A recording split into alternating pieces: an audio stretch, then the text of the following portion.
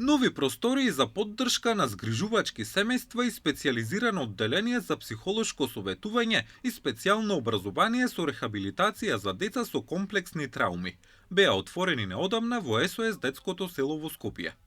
Децата растат и се развиваат најдобро во грижлива средина исполнета со љубов, поддржани од грижливи и одговорни возрасни, но важно е да се работи со нив и да им се помогне секогаш кога тоа е потребно, велат психолозите. Како тим за психолошко советување и специјална едукација со рехабилитација се посветуваме на индивидуалниот развој на децата и младите лица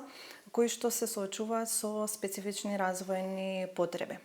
За време на индивидуалните групните средби, преку различни техники и мерки обезбедуваме безбедна и поддржувачка средина на деца и млади лица без родителска грижа, кои што се згрижени во згрижувачки семејства при СОС детско село. Магдалена вели дека нивната цел е да обезбедат континуирана и квалитетна психосоцијална поддршка, која ќе им помогне да се зајакнат, да растат, да веруваат во себе си и да ги надминат своите предизвици. За време на индивидуалните групните сесии, преку користење на различни техники и методи, работиме на обезбедување на безбедна и поддржувачка средина на децата и младите лица кои што се без родителска грижа, згрижени во згрижувачки семејства. Многумина од овие деца за себе носат травматски последици, но исто така и се соочуваат со различни развојни предизвици. Секој дете носи светлина во себе, дури и тогаш кога зад себе има рани од тешка животна приказна. Ние веруваме дека со љубов, разбирање и добивање на стручна поддршка, секој дете може да го разбуди, да го открие својот потенцијал. Во рамките на центарот функционира и сензорна соба, која има високотерапевтска и педагошка функција за децата со нарушена сензорна интеграција. Сензорната соба е водена од стручно лице, кое што создава индивидуални прилагодени активности, каде што е според сензорниот профил на детето и ја посетуваат децата со невроразвојни потешкоти или пак потешкоти во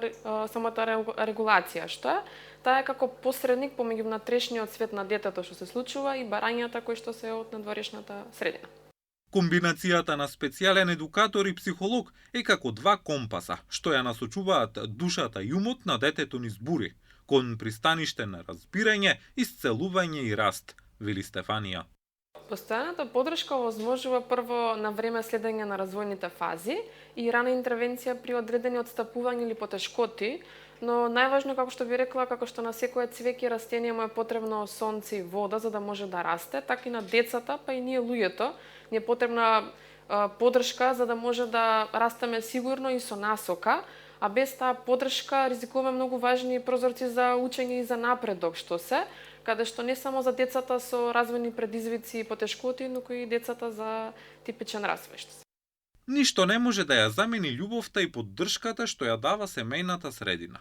Кога детето ќе остане без семејна грижа, почнува да страда, а тоа може да има штетни последици по неговиот раст и развој, поради што улогата на овој центар за поддршка на згрижувачки семејства е од огромно значење и во него 60 деца користат услуга од психолог или специјален едукатор. Во СОС детското село вкупно се згрижени 154 деца и има 85 згрижувачи.